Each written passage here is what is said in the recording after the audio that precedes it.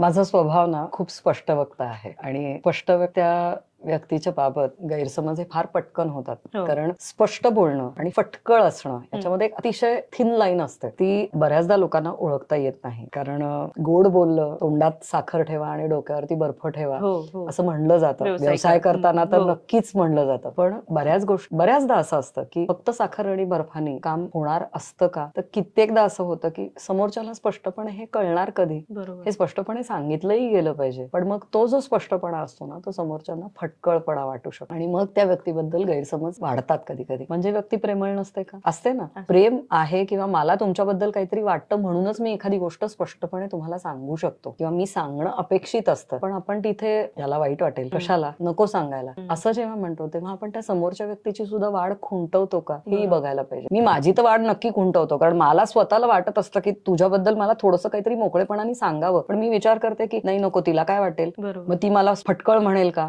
तर नाही.